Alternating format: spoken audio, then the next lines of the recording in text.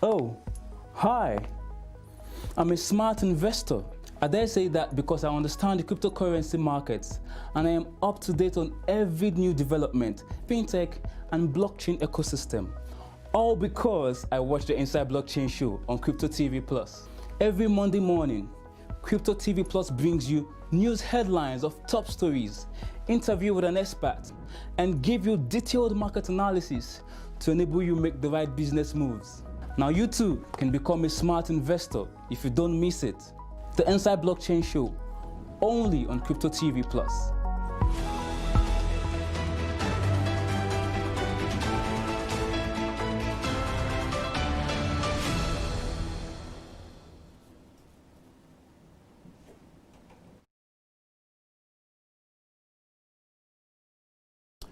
Hello and welcome to the program. This is Inside Blockchain live on Crypto TV Plus. I am Tony Obiajo.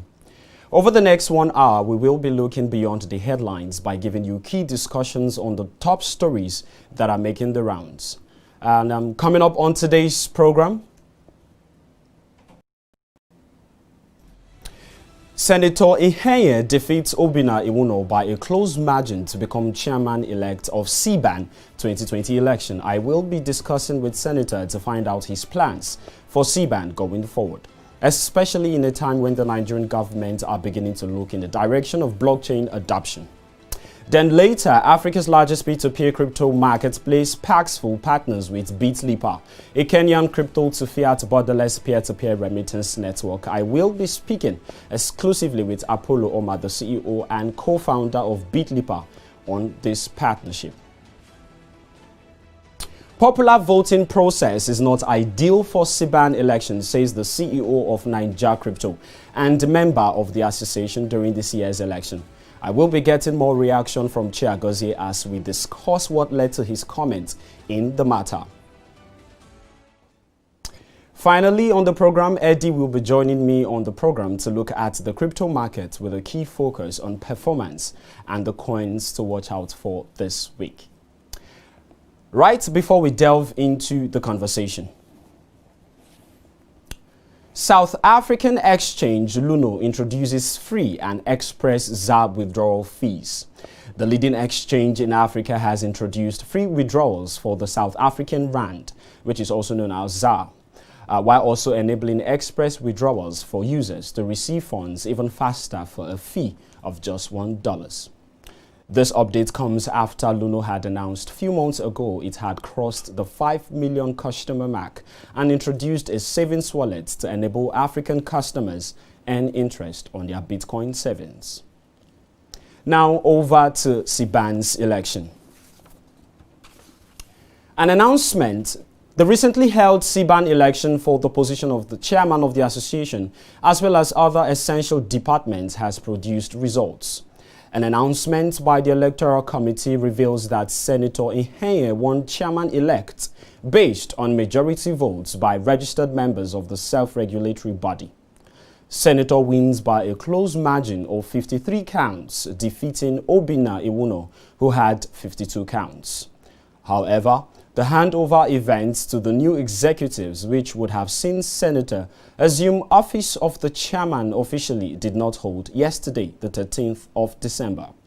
According to the Electoral Committee, in consultation with the Caretaker Committee, a closed-door supplementary election will first be organized for the office of the General Secretary. In this closed-door election, the outgoing Caretaker Committee are meant to send in confirmed nominations to the elector for the elections, while the election for the Office of the Secretary General will hold on the 16th of December of this year. At this point, I am now joined by Senator Ihenyen, the chairman-elect, stakeholders in Blockchain Technology Association of Nigeria. Hello, Senator, if you can hear me, thank you for joining me on the program. How are you doing this morning?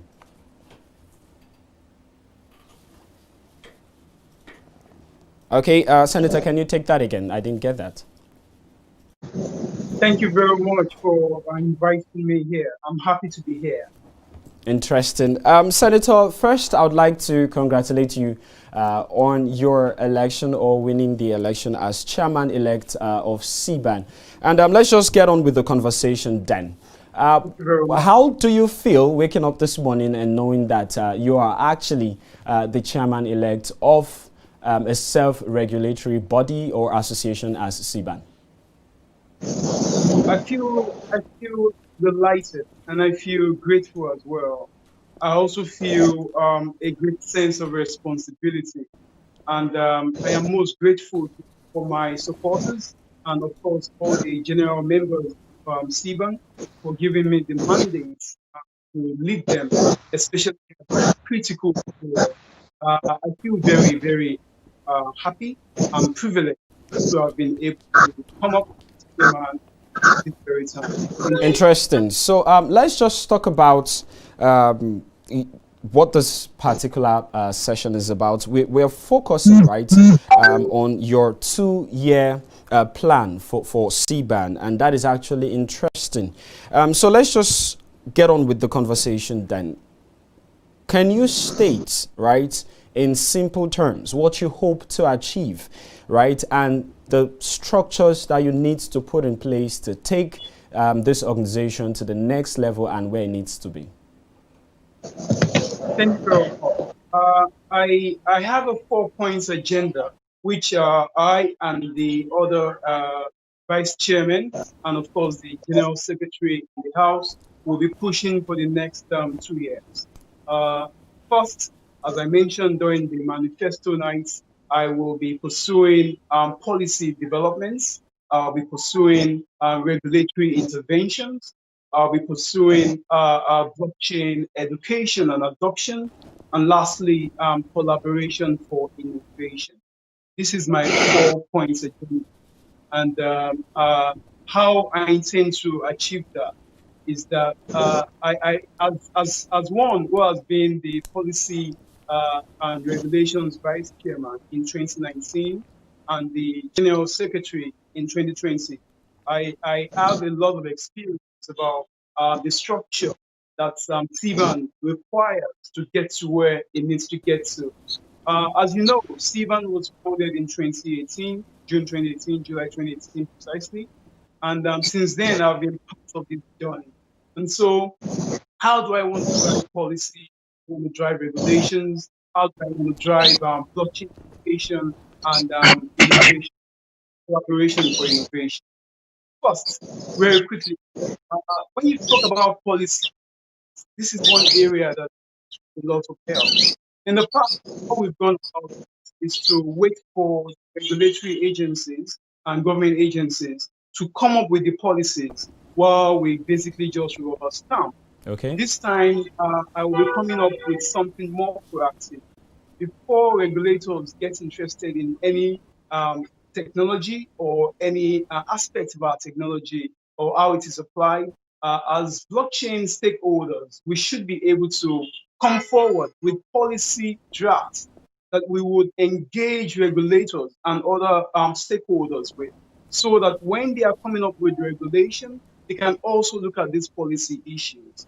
And someone asked, Senator, how do you want to go about it since you're not SEC, you're not CBN? How do you want to make government look at the policy that SiBAN brings? A very simple way about that is engagement and collaboration.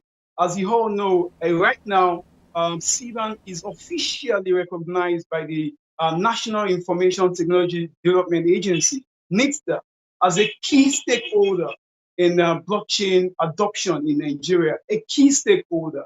And we do not take that recognition for granted. We are using that opportunity to also build bridges across, because if you look at the other key stakeholders in that list, you'll find CBN, SEC, NDIC, and all of them, and NIPS as well. So that gives us a very fine position or advantage to further engage all the key stakeholders so that we can push policy development. You might already be aware that I was one of the 2 delegates sent to Abuja to engage NICTA on this matter. And we provided very, very robust contribution that's since been recognized by even the CEO and DG of NICTA. And we keep deepening that. So on policy development, We need to engage our experts. This is not the time to talk on WhatsApp and Telegram. This is the time to work. And that's what I'm going to be driving. We'll be engaging all our experts on the platform, whether it's remittances, whether it's crypto wallets, whether it's OTC, digital exchanges, P2P, all of them. We need to come on board and begin to draft policy. And then we engage based on the relationships we already have. Secondly, on the regulations, somebody asked me, is policy not the same thing as regulation? And I said, no, it's not. Yeah, it's not. When you talk about policy, you're not looking at any law. You're just looking at plans and strategies of a national government. But when you talk about regulations, you're looking at laws, actually. You're looking at laws that have been passed by the National Assembly and signed by the president. So that's another level entirely. And as we all know right now, the existing laws that we have in Nigeria are not really built for the digital economy. I'll talk more of blockchain. So we have to engage in that area as well. One of the ways we want to do that is to rely on the policy we have developed to create regulatory interventions. When I say regulatory interventions, it means that we concede that we cannot make regulations, but intervene proactively and reactively. If CBN, SEC, and others go before us, we'll react. If CBN and SEC do not go before us, we will be proactively contributing to regulation. And that's very possible. And again, that's through regulations. At the tail end of this administration, I was part of the meeting along with the Policy and Regulations Vice Chairman, Lucky Wakwe, and also, of course, Mr. Paul who's the outgoing chairman. We engage collaborators and other associations. For instance, the FinTech Association of Nigeria, we already struck an understanding of a partnership for the purpose of regulation. We were able to identify that regulators are also members of the FinTech Association of Nigeria. We've struck a partnership understanding with them so that SiBAN will officially also become part of the members of the FinTech Association of Nigeria, where we can contribute in what they call the regulator platform. The regulator platform is a mix of regulators and innovators, and we are right there in the center of it. It gives us an opportunity to provide regulatory interventions. And the truth is that even the FinTech Association of Nigeria respects that we are the self-regulatory body in the blockchain space. And so there's some kind of a deference, right? Hey, SiBAN, this is where they play. They will strengthen their work in the FinTech space, right? So we're exploring that. By the time they hand over, I will be able to officially that forward so that we can also strike other collaborations. Also, we are looking at other associations like the CDIN. CDIN is the what's it called now? Development Agency of Nigeria. Yeah, Cryptography Development Agency in Nigeria. They are also into development of blockchain and education. And we met with them recently, and they are also ready to partner. We are driving what is called the Joint Committee on Blockchain Adoption, Blockchain Policy and Regulation. And we already have that understanding. We also reached out to Nigeria User Group. They are also looking at that. So we're still discussing details at the moment. So this is all about collaboration. It's not competition. SiBAN is not competing with anyone. And most associations, in short, all of them, now understand that. Our role is unique, self-regulatory role. We are not for competing with anyone. Everyone has a role to play. Ours is to ensure that we sanitize the emerging blockchain and space in Nigeria. All right, thank you so much, Senator. I understand that SiBAN is not in competition with anyone, and as well as most of or some of the plans that you have already in motion. Now, let's just take a little back step there and look at if the handover that was supposed to happen yesterday had happened, we would be addressing you this morning as the chairman of SiBAN, or the newly elected chairman of SiBAN. But however, this handover was postponed. Would you like, or would you want to tell us the reason why the handover was postponed, and what date in particular are we going to be having, the handover officially? All right, thank you very much. In the wisdom of the ELECO felt that at this point, we can easily find consensus in terms of who should go ahead to be appointed or elected as the General Secretary. It is on that understanding with the Caretaker Committee, which I'm also part of, that it's published its notice yesterday that there will be a closed-door nomination system within the Caretaker Committee. And then after being nominated, the person or persons will now go to an election proper, where the community will be able to vote. Okay. As chairman-elect, my position was that we should try and open up even the nomination system, so that others can also have the opportunity to nominate. So we have a full-fledged election, rather than having an election where only the voting proper is open up to the community, while the what's it called now? The appointment or nomination is restricted to the Caretaker Committee. And it is that I was able to raise, I was able to appeal yesterday. And I think the ELECO is looking at that. And that is why there has been some delay. I'm sure that the ELECO will look at it, and if it deems it fit that I have raised a salient point or valid point, Okay. it might as well go ahead to do that. If not, it might still go ahead. The ELECO is an institution, and I do not have any powers to question anyone, so as well as the Caretaker Committee. Okay. And let me quickly use this opportunity to clarify that the response from members of the community yesterday, that Caretaker Committee is becoming a godfather committee where they appoint or solely appoint people without any democratic values. I would like to say that that is not correct. I am the outgoing General Secretary of the Caretaker Committee, and I can tell you that there is no such thing in the Caretaker Committee. What has happened is that the ELECO, in its own wisdom, without any influence from anyone, has come up to say we believe that we can have consensus within the Caretaker Committee, while we can then go out there and say elect those you want. I think that's its own wisdom.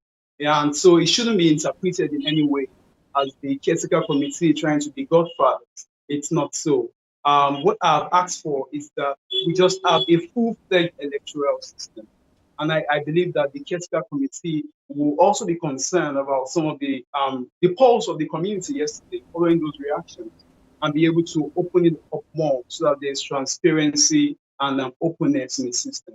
All right. Now that you've brought up the issue of the Caretaker Committee, just for the benefit of those who are probably watching this program right now and are new, all right, to this self-regulatory body, SiBAN, the Caretaker Committee, Senator, when we look at the setup or the makeup of this committee, right, was their position open to being nominated and eventually elected, or were they just selected randomly behind closed doors? Thank you very much. That's a very good question. A lot of people wonder as well, especially our new members. Let it be stated categorically that the Caretaker Committee, even though it's called a Caretaker Committee, is actually an elected body. They were elected. Mr. Paul, as the chairman, there was an open election last year, in December last year, where he was elected unanimously as the chairman. I was also elected as the general secretary, and so were the other VCs. There are, however, non-elective positions in Caretaker Committee in order for us to have representations across ecosystems. So there are persons, very few of them, who represent certain blocks in the space. Those ones were appointed by the caretaker committee, subject to the ratification ratification of the chairman, Mr. Foy. We also have roles like the financial secretary and the treasurer, which are very sensitive roles. You don't really throw out for an election. We have those ones appointed as well. So the caretaker committee, for the purpose of removing any doubts, it's an elective office. The reason why it is called a caretaker committee and not an executive committee is because SiBAN is in a metamorphosis stage. What I mean is, it's trying to grow from absolutely nothing to something, and there are people who need to take charge and ensure that we birth the right SiBAN. And I have to say that in the last 2 years, especially under the visionary and committed leadership of Mr. Foy, we have focused so much on building for the future, and that's why we're still here. Okay, thank you so much, Senator, for providing clarity in that regard. Because of time, I would just have to rush through these questions quickly. Has there been an agreed date, all right, for the handover? And if yes, what was this new date? Okay, at this point, I am not aware of an agreed date for handover. What I've been told is that within 24 hours of a successful election for the position of the General Secretary, the handover will take place. So the question is, when is the election for the General Secretary going to take place? Again, that brings up us this first question, which was General Secretary, what would the electorate do? Will they accept my appeal, or would they go ahead to hold it as they already, in their wisdom, said they will?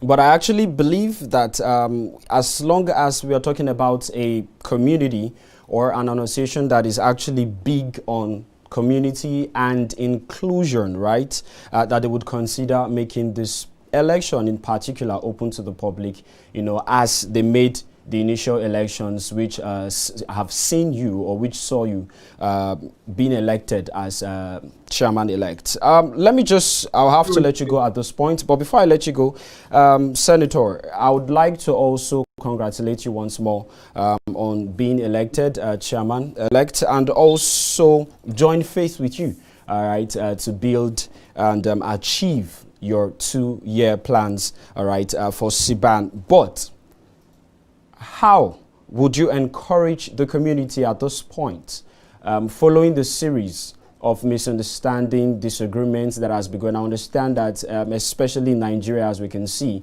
during the election phase or during the election process, it is not always easy, all right, especially for both parties, the people who are in governance, as well as the public, or which in this case we can refer to as the populace. But how would you encourage, all right, members of SiBAN, and especially those that are outside or are yet to become members, all right, the promises that your tenure holds? Thank you very much. I am very conscious and aware of the conflicting interest in our community. And like I always tell everyone, it is understandable. SiBAN is the most decentralized association you can find anywhere in the country. I repeat, SiBAN is the most decentralized association you can find anywhere in the country. We're highly decentralized.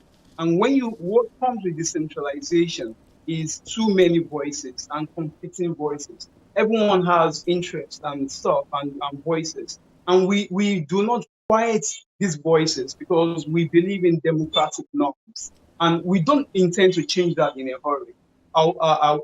Having said that, under my leadership, what we want to drive is a reformed SiBAN. SiBAN needs a couple of reforms. If I had been inaugurated yesterday, I would have announced the reform committees that we were setting up this morning, because we're here for business. First of all, SiBAN needs to come up. We're coming up with a constitution for SiBAN. We're reviewing our constitution so that every member in our space is subject to rights and liabilities as we have it according to our constitution. We need to be better ruled. We can't pretend about that. Okay. Secondly, we need electoral reforms, and it's one of the things we're going to be looking at. It's wonderful that we have an open system where anybody can vote anybody in, but it's not healthy and sustainable. Anyone could just hijack the system, as it were, just by playing on a game of numbers. That's not healthy for SiBAN. I'm already approaching and consulting stakeholders in the industry to come up with better consensus mechanism. And this is one of the assignments I'm going to be giving to the electoral reform committee to look at in the next 3 to 4 months, so that they submit a report to us and then we work on that.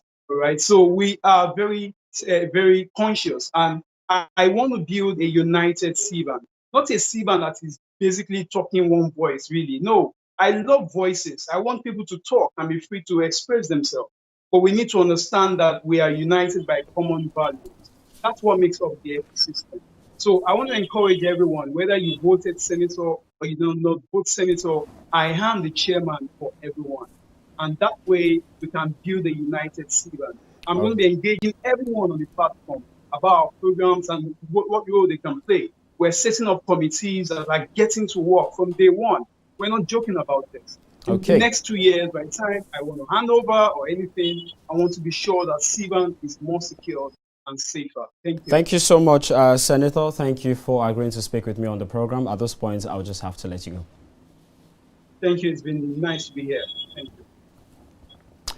Moving on, Africa's largest peer-to-peer crypto marketplace, Paxful, has partnered with BitLipa, a Kenyan borderless peer-to-peer remittance network, adding the service to its over 300 payment methods on the platform.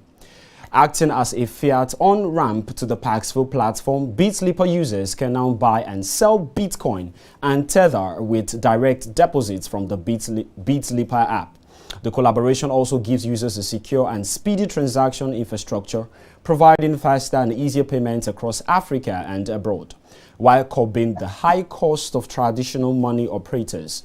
At this point, I am now joined by Apollo Omar, the CEO and co-founder of BitLipa, to discuss about this partnership and even more what it means for users. Hello, Apollo, thank you for joining me on the program. How are you doing this morning?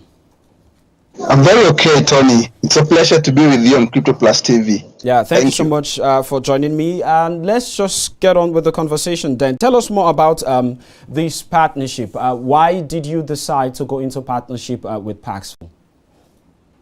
So, Paxful and BitLipa, we do share a common vision. The vision to be able to give everyone access to the greatest financial revolution of our time. And the only thing that is different is that Paxful and BitLipa, we kind of have different approaches. Paxful has built a peer-to-peer marketplace where you can go make an offer, sell, and even buy your Bitcoin. On the other hand, BitLipa, our mission is to make sure that anyone who has a mobile phone and has access to mobile phone money can be able to have access to Bitcoin. And this partnership is informed by a survey that was done towards the end of August, third quarter of 2020. Paxful did a survey and trying to find out from its Kenyan users where do they source their crypto from. And they did find out that a proportionate amount of their users do buy their Bitcoins from BitLipa. The reason why that is normally on BitLipa, our prices or rates are fairly lower and also quite constant compared to other peer-to-peer marketplaces. And therefore, this joint partnership is to enable users to be able to do two things in particular. One, our exchange has been updated to the extent that now if you buy your Bitcoin or crypto from Paxful, and you're able to send it to your Paxful wallet, this transaction is going to be smooth and swift, and we're talking about a maximum of 20 minutes to be able to close up the entire transaction from the time you buy to the time you send, and it's reflected on your Paxful wallet. We're also looking at a situation whereby users who want to do peer-to-peer payment using their mobile money. Normally, this is a very, very big challenge for Paxful, I would say, because users who are paying using mobile money like M-Pesa always end up having disputes in their payment. And it's not very easy to follow up on who paid who and who did not pay who. But with this partnership, those who are buying and selling crypto using BitLipa as a payment method on Paxful we will be able to follow up on that transactional data, because as BitLipa, we have mobile money integration. We can be able to see when a client deposited money into their BitLipa fiat wallet and how they were able to pay the client who maybe have raised a dispute for the payment. So I just see a situation whereby we are going to be able to serve this community of crypto users much better using these forces that are joining hands, Paxful and BitLipa. All right, Yeah. interesting. That's actually an amazing upgrade, or what do I call it? Benefits that, comes with this partnership. Now, one of the things, Apollo, is that this thing is or this partnership is in place, all right, to curb the high cost of traditional money operators. Can you give me exact figures or costs in terms of how much is currently obtainable for users to be able to carry out, transactions that is improving, all right, on the high cost of traditional money operators? So if you're using BitLipa as a payment method to pay for your crypto on Paxful, actually it's free. We don't charge you anything. You'll be able to just punch in the number of the other user who is buying from you, or they will share a QR code which you will then scan and enter the amount that you're paying, and then they will receive the money on the other end. It's absolutely free. If you are buying a crypto from us, we do not charge you a lot of money. We only do a maximum of 3.5%, and that's because of the FX charges and also transactional cost on the blockchain. If you compare that to other prices on the peer-to-peer marketplaces like Paxful, where you find people having offers of, in a place like Nigeria, up to 10%, sometimes even 12%. In a place like South Africa, even up to 8%. We are offering a slightly lower price or entry to source your crypto and be able to sell them at a higher margin. And we are just trying to take care mainly here of arbitrage traders, people who look for a price difference in different marketplaces when they can source their crypto easily.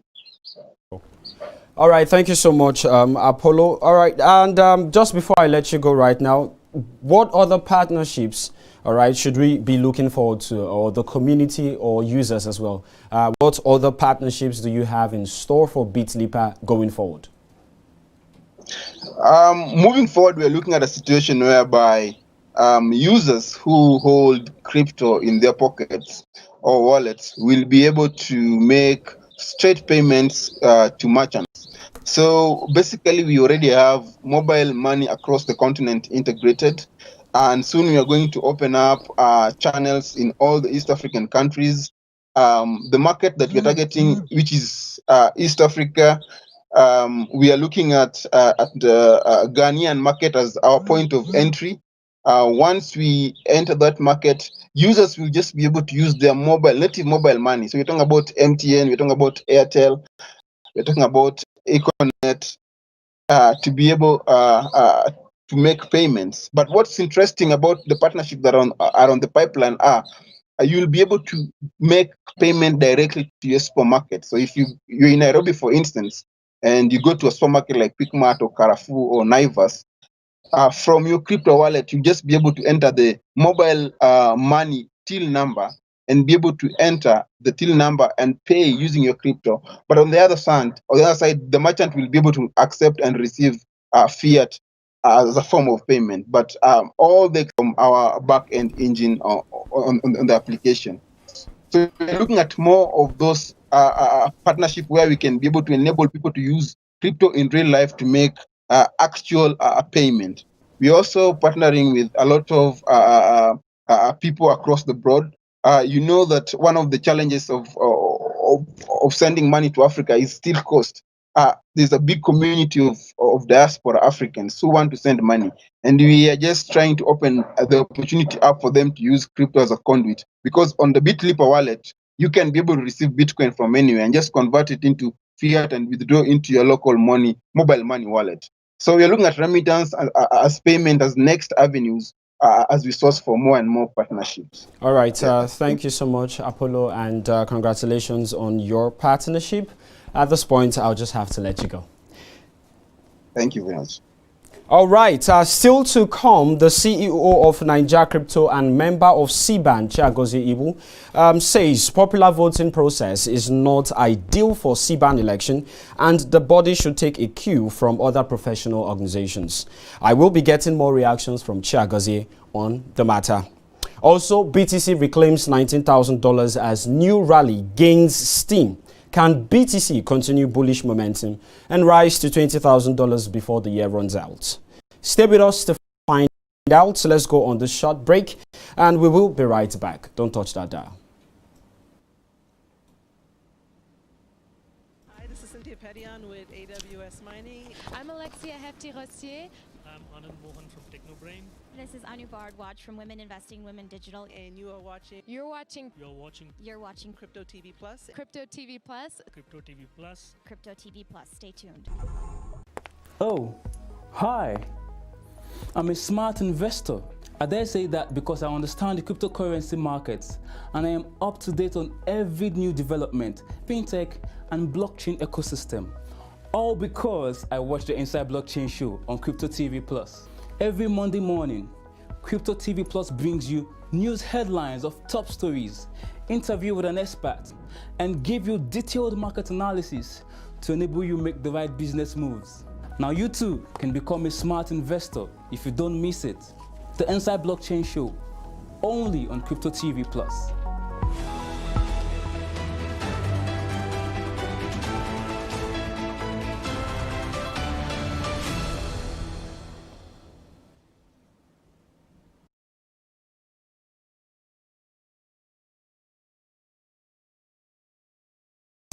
Welcome back and many thanks for staying with us. This is Inside Blockchain Live on Crypto TV Plus.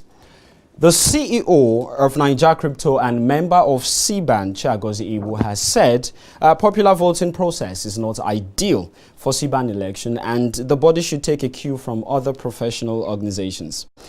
He revealed this in the association's WhatsApp group while expressing his displeasure in the voting process that was employed to elect leaders who would take the organization to the next phase and even further heights.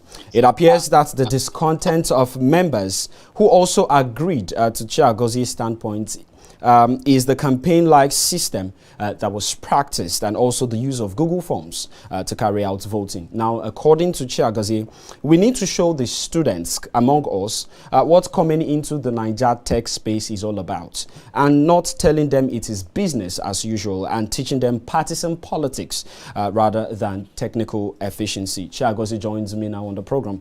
Hello, Chiagozie. Many thanks for joining me on the program. How are you doing this morning? Thanks a lot for having me. I'm doing very well. Okay, great. Chiagozie, let me just quickly get your reaction as to what led, all right, to this statement that you made, all right, in the SiBAN WhatsApp group.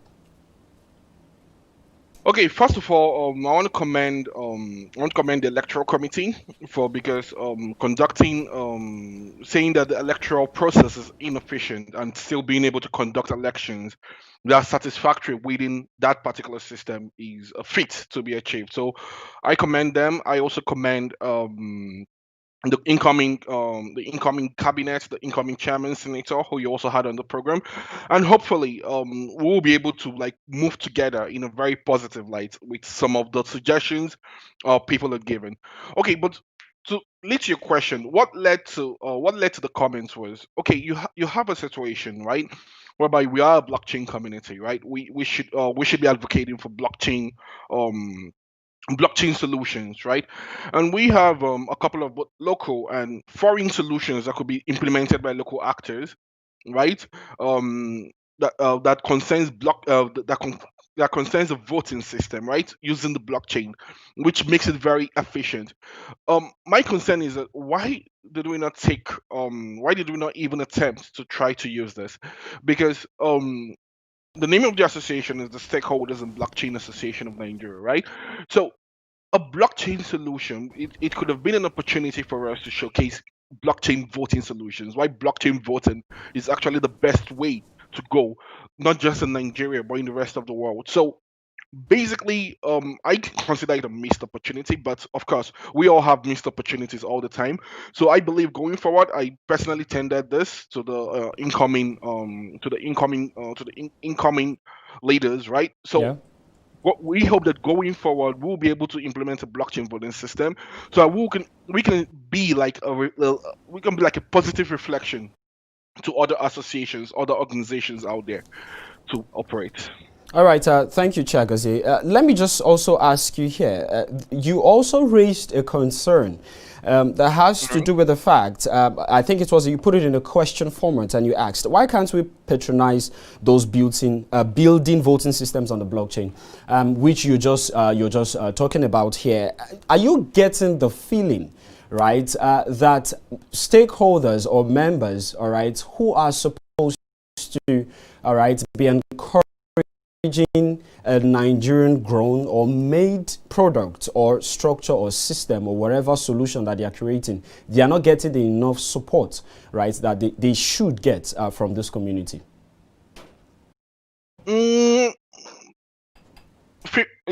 there is a 50-50 answer to that, right? Yes, kind of, because I believe if there was a regard for the local projects, right? If there was some sort of support and regard. Now, these does not mean that okay, people do this on purpose, right? This happens in every aspect of the Nigerian life. It is Okay. not just in the blockchain space. It happens in every. People tend to overlook local solutions. Okay, maybe the local solutions might not be perfect, right? In terms of blockchain voting, right? It may not be perfect, but the thing is, when you support somebody that has built such a solution by actually calling him, oh, let's use your solution for this election, right?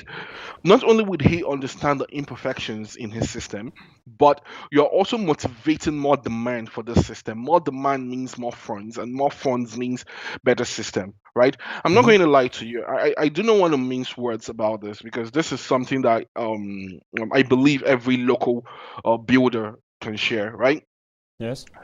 The reception, if a foreign company, now not let's say one of the foreign big companies, right, that has a very huge marketing presence in Nigeria, if they had a voting solution, we might have actually considered using it. That's the very big truth, right? So I just want to encourage SiBAN, right? These solutions, you have solutions in voting, right? You have smart contract solutions, you have legal solutions, you have people doing Bitcoin ATMs, you have people doing a lot of things. Let's leave the exchanges aside, because that's a whole other ecosystem, right? Because I don't want a conflict of interest in that aspect, right? So there's a lot of innovation, right, that could be used in our everyday utility here, not just in cyber, but just across most of our organizations here in Nigeria, right?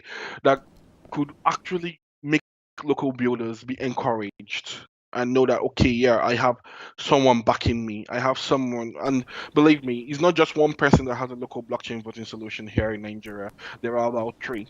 Right, and then Okay. there are even people that can implement it easily using, let's say, popular blockchains like Waves or Ethereum. So you give those developers the mode to learn more, to actually do more, and actually scale up their project. So I just don't know why it was overlooked. I believe that many of us did not know about the elections in time to be able to suggest this. So we're going to look at it. Okay, yeah, maybe we did not suggest it in time, and that's why it was overlooked. But hopefully, going forward, this would be more implemented, basically. All right. In your statement, rather, or backup statement, Chiagozie, you talked about the fact that the body should take a cue from other professional organizations, and you've also mentioned right now that there are players within the space who have or who had created solutions or voting solutions right there. Can you mention some of this, international or professional organizations that you referenced, all right, are taking advantage of this, and so that SiBAN going forward can be able to take advantage of it as well? Okay, Actually, where I referenced that we should take a cue from other foreign, even some local, right? Even though I can I can give foreign examples, right? What led me to say that we should take a cue wasn't actually the voting system, but actually the structure of these organizations, right? Um, Partisan politics, like playing campaign style politics, is not something. Now, this is not an association of, let's say, this is not an association of like a gigi market sellers. Neither is it an association. Yeah, neither is it an association. You get where I'm coming from, right? We should try to avoid having partisan politics in some type of aspects in our life, right? Look at professional bodies like the CFA, California Tech Association. Just look at all these bodies. Look at how they conduct leadership roles. Look at the standards they have. Look at how leaders are selected. Look at how their board of governors um bring in people, right?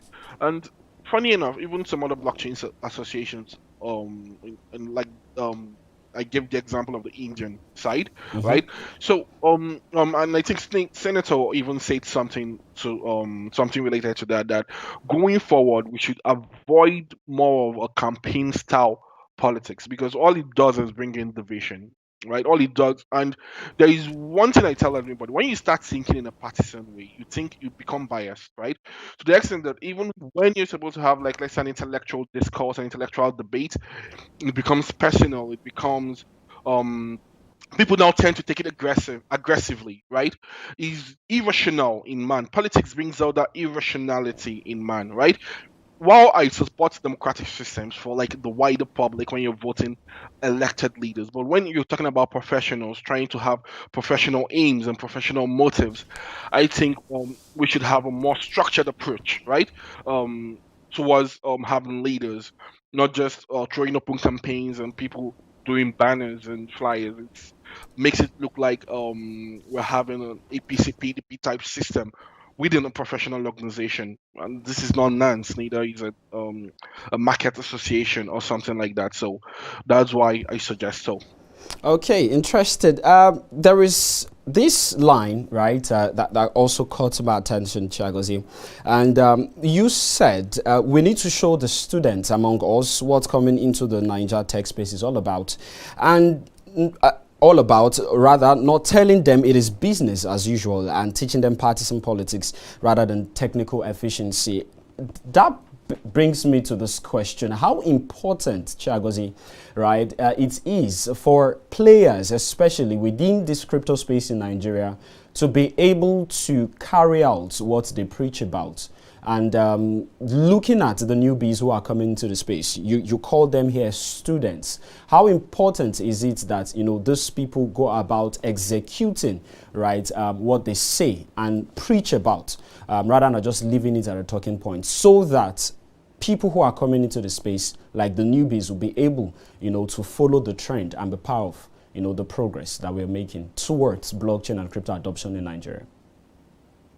Exactly. Yeah, I say this because I saw a lot of newbies participated in the campaign style process. The first participation I'm seeing among a lot of people in SiBAN, it was actually a campaign, right? And this brings you to think, like, okay, what are we actually showing these guys? Of course, why I say this is that in student environments, in a lot of aspects of our professional life, we see hyper partisan politics. I was a student once, right? I saw this, right? We see hyper partisan politics in all everything we do, basically, right? And sometimes that tends to obscure the major aim of actually being in such an organization. So for an organization like SiBAN, whereby we're focusing on blockchain technology, which is in the technological space, and we're trying to onboard people. We've onboarded a lot of people. We've onboarded a lot of members recently, and then the first thing they see is participating in an election, right? Or trying to campaign. Not participation. Yeah, participation is trying to do sort of a partisan style campaigns and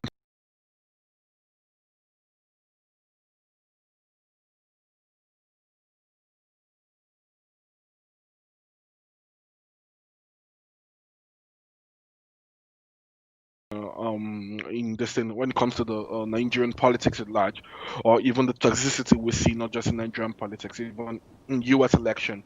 This is the same business as usual. You see, whereby if somebody supports somebody, I must believe everything that person believes in. Right?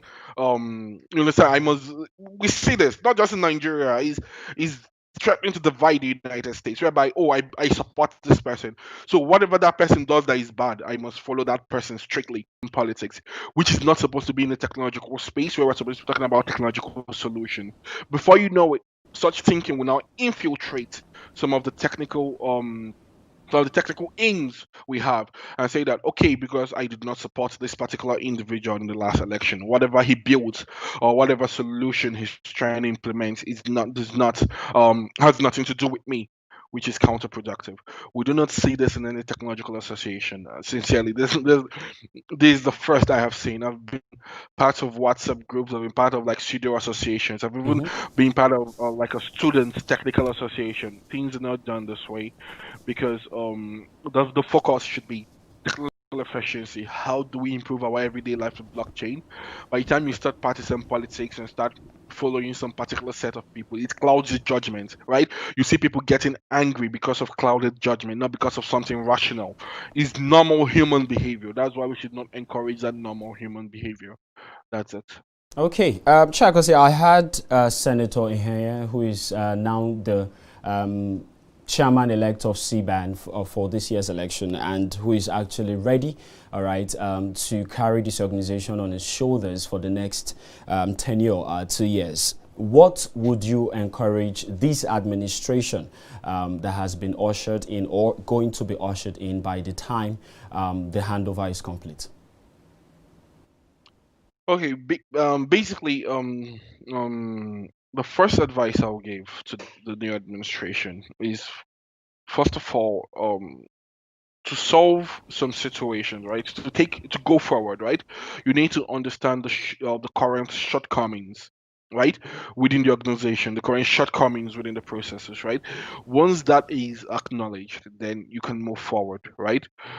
It's a big task, right? It's a big task. It's not an easy task. It's not a task a lot of us would want to take.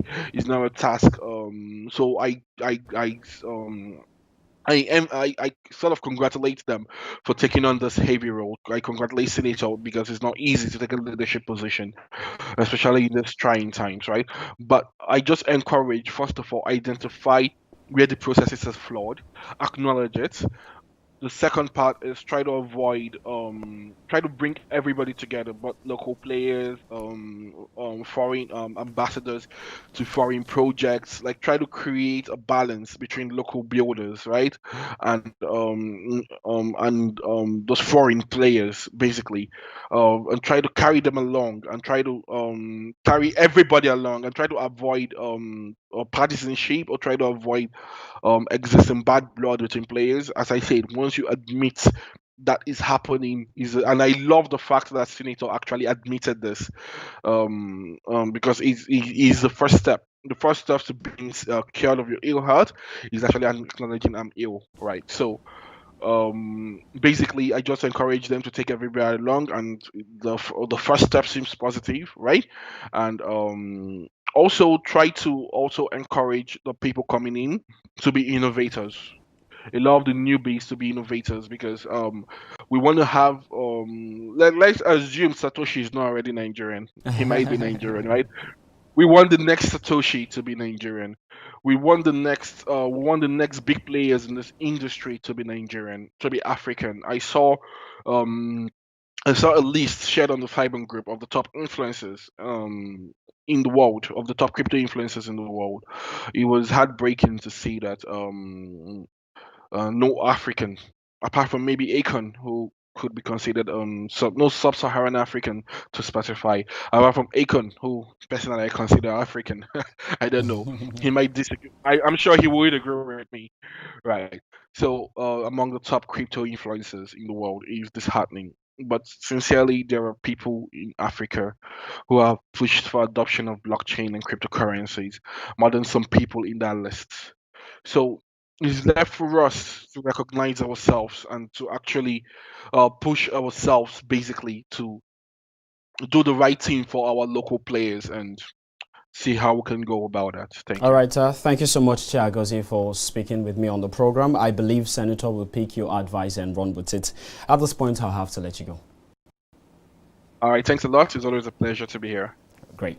Moving on, BTC has reclaimed $19,000 as new rally begins to gain steam. The price of Bitcoin has started to rally once again on December 13th, rising above $19,200 after dropping to around $17,600 on Friday. The significant increase in buyer demand in that area indicates that BTC may have just seen a short-term bottom. Now, this was mentioned by on-chain analysts including Edward Mora and Nick Yaramchuk, indicating large buy orders on Bitfinex and Coinbase. As soon as the BTC price briefly dropped below $70,700, it started to rebound quickly, reclaiming $18,000 within 3 hours to now trading above $19,000. Can BTC continue bullish momentum and rise to $20,000 before the year runs out? Our market analyst Eddie joins us now on the show. Hello, Eddie. Thank you for joining me on the program. How are you doing?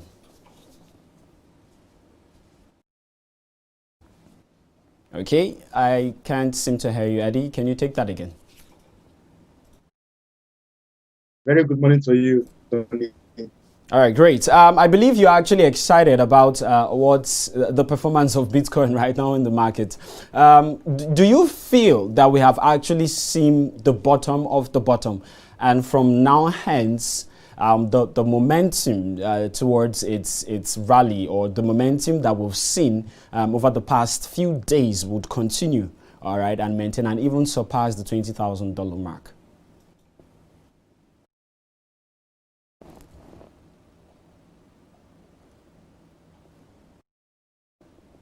I don't know the bottom. Good to know that we saw a bottom.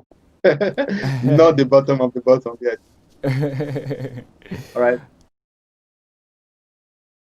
Very well. We have Bitcoin at $19,000 right now. I mean, a little above $19,000. If you still remember quickly, 2 weeks ago, that's about 30th November, when I appealed this forum. I did mention that what played out, we should look out for. So perhaps this that, but I don't think that you really acknowledge that. I actually said that because I know a number of persons following us, okay, on these crypto TV, okay, inside blockchain. They a good number of them are actually investors in cryptocurrency. They are not really regular day traders. So they're looking for where to put their money, what their money grow for a while, and then take their profit. So most of my analysis is based on for such talking about long term. You know, I did mention here, okay, 2 weeks ago that BTC, because we break the 300 price and head further to break the all-time price and perhaps get to $20,400, then we should look out for a bullish move. But I also said that if it fail to go in that direction, then there will be a drop, and we experienced that drop in the last 2 weeks. Now Bitcoin is back to $19,000, and I'm taking you back to that same analysis because it's still holding. If Bitcoin price, okay, get beyond what we are seeing right now and hit 19,300, and maybe and break the all-time high of Bitcoin that we had in 2017 and get to 20,400, and perhaps break that price, which I feel will be very, very difficult. But if we break that price, then look out for a bullish market, okay, in the crypto space. Yes, look out for something very bullish because Bitcoin will go very, very high. But please, I must still take you back to know its algorithm. Yes, our community algorithm that is still pointing downward. Okay, it's still pointing downward. That we are still going to see a very strong bottom. All right, at the end of the day. So whatever you are doing now, don't forget that it's important that you take profit because no one goes broke taking profit. So enjoy the ride that we have right now. Okay, I like that last line you used there. No one goes broke taking profits, and you know that idea or that what should I call it now? That statement can never grow old. The idea of taking profits every time. All right, so let me just quickly get your comments. All right, on what coins users or what coins, players, and crypto enthusiasts and traders in the space should be looking forward to carefully this week? Yeah, Bitcoin is still there. Okay, so we can still play around Bitcoin because of our time. Ethereum, okay, friends, Ethereum is one coin that we should also look at. For Ethereum is heading $800, $1,000. But that will play out if Ethereum, okay, if Ethereum goes further than what we are looking at right now, but if it goes a little lower than what we are saying, friends, I want to say that you shouldn't expose, all right, your entire portfolio, okay, to in the crypto space, okay. But however it is right now, still don't expose the entire portfolio. A bit of your maybe 50% of your portfolio should be in the market right now because of what our algorithm is saying, okay, that this market is still going down. But at the moment, since it's played out this way as a result of influx into the market, high demand coming in, so many persons waking up, okay, to the crypto space and they want to grab their own bite of the cake. So the price is actually going up, but won't be for too long. As a result, do not expose so much of your funds to in the crypto space. So Ethereum is one coin that I want to look at. Then one other coin that you should take a closer look at right now is BSV. Yes, BSV. Now, from what our community is saying, I see BSV doing about over 200%, for giving about over 200% profits. Okay, if you allow what you are seeing to play out, but if the market goes below 165, because BSV right now, let me look at the coin market cap. Okay, BSV right now stands at $167. Okay, that is the current price of BSV. Okay, but if we get a further drop from this moment, I will advise you just stand by the sideline and watch what plays out. But in the long run, I see BSV giving us about 200% profit in a couple of weeks from now. Now, another coin I want to look at is Link. Okay, I may not be able to give you analysis around these coins. Link, Neo, Theta. Yes, Theta. So these are coins you should take a closer look at in this week, and of course, a few in a couple of weeks from now. In general, okay, I will say that you should get out of all altcoins about 50%. So this period, let 50% of your portfolio be out of altcoin because when the market turns around, you might be sleeping when the market turns around, and that might bite you so hard. Okay, so don't be shy once again to take profit. Okay, no one goes broke taking profit. We see something playing out right now, Tony. Bitcoin taking the lead. Where Bitcoin moves, we see altcoins following. Very soon, yes, very soon, the altcoins are going to follow or create their own trend. They will stop following Bitcoin. All right, so maybe very soon they will take over the market as well, Tony. All right, thank you so much, Eddie, for joining us to provide that update. And I'm sure that our viewers have taken note, all right, of what you've said, and they would run with it. And also don't forget that you can be part, all right, of the community, which is to know it, where you can get exclusive access, all right, to more of the details of what Eddie is actually telling us on the program. And also don't forget that whatever you're hearing from this program is not a financial advice. It is only for discussion purposes only. Thank you so much, Eddie, for joining me on the program. I have to let you go at this point. Thank you for having me, Tony. Yeah, do have a great day. Great. Right now, we will be hearing from our East Africa correspondent on the happenings in Kenya and also Beats Lato Africa this week. I am now joined by Frank Daya. Hello, Frank. Thank you for joining me on the program. Hear me? Yes, I can hear you. Yes, So, I can hear you. Frank, just give us a quick rundown of what is happening in Kenya, or the latest in Kenya, and also what we can see in BitLipa Africa this week.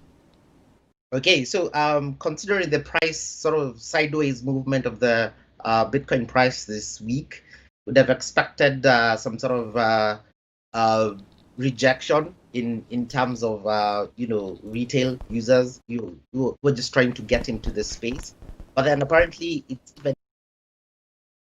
more precedent.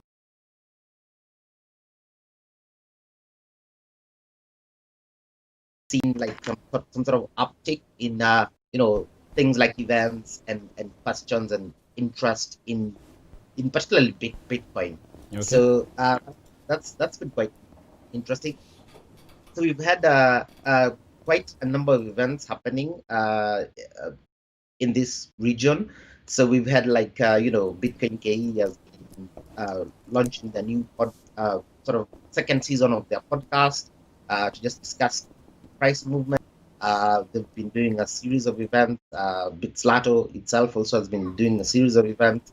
So it's been, just quite fascinating to see that, people are still more interested in Bitcoin, despite, the sort of slight slide in its price.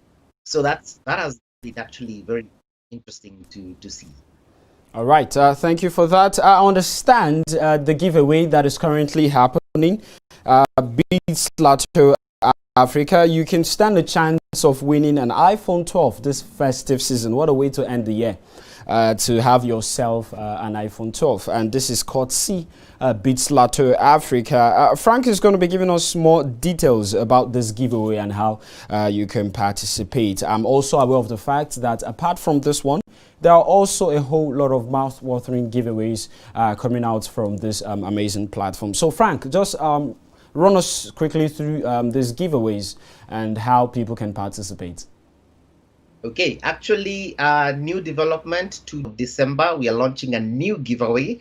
It's called the 12 Days of Crypto. 12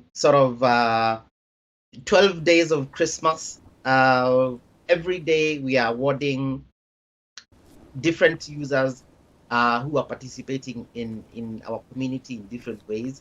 So in the 12 Days of Crypto, we have at least 12 different, okay, let me just run you down on how this is going to happen. We will be awarding 103 different African users with cash giveaways in Bitcoin. And this is how it happens. Today is day one. Day one is one winner. Day two, two winners. Day three, three winners. Day 12, 12 different winners. Interesting. Yes. Each of them is getting $20 in Bitcoin. And for them to participate, all they have to do is just do one thing, which is just based on, for example, find a trade on BitLipa, show your support on our Facebook and Twitter pages, share your affiliate links with your friends, tag them on our posts, just a random like or retweet. We'll just be randomly, just choosing winners for the 12 days starting today. But then, it won't end there. From the 26th, because December 25th is the 12th day of the campaign. But then on 26th, until the end of the month, on 30th, we'll still be awarding $15 each in Bitcoin to just, random users on our platform who participate in any of these ways. So this is just a new campaign that we are launching today. But beyond that, of course, we have the ongoing giveaways, like, BitLipa Polar Express giveaway, where we're giving away hoodies and t-shirts every single day from as long as, Twitter, Facebook, and you're, actively participating on our platform. We also have the referral giveaway where, of course, winners can get an iPhone 12, the first prize.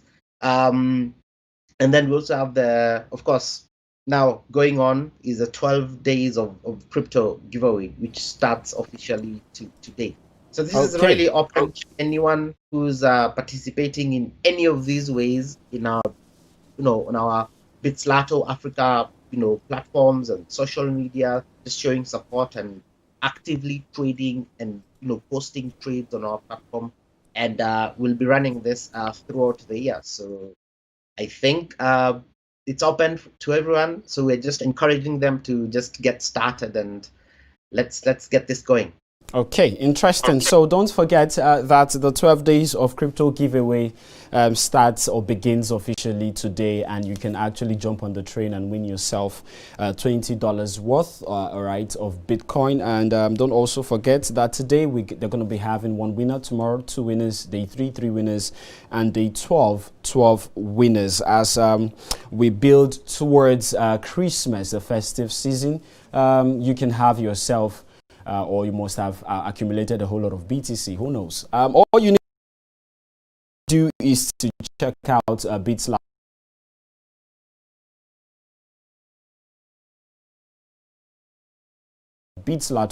on Telegram to be part of the community to get more info about the giveaways. Thank you so much, Frank, for joining me on the program.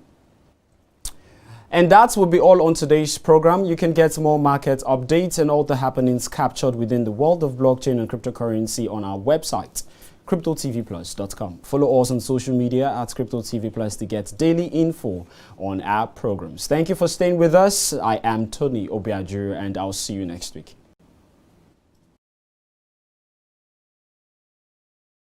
Have you heard of the first crypto comedy show in Africa?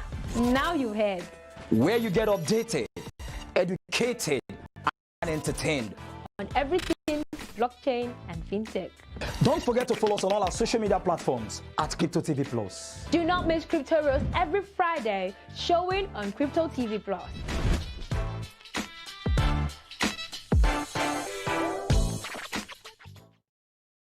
Oh, hi. I'm a smart investor. I dare say that because I understand the cryptocurrency markets and I am up to date on every new development, fintech and blockchain ecosystem. All because I watch the Inside Blockchain show on Crypto TV Plus. Every Crypto TV Plus brings you news headlines of top stories, interview with an expert, and give you detailed market analysis to enable you make the right business moves. Now you too can become a smart investor if you don't miss it. The Inside Blockchain show, only on Crypto TV Plus.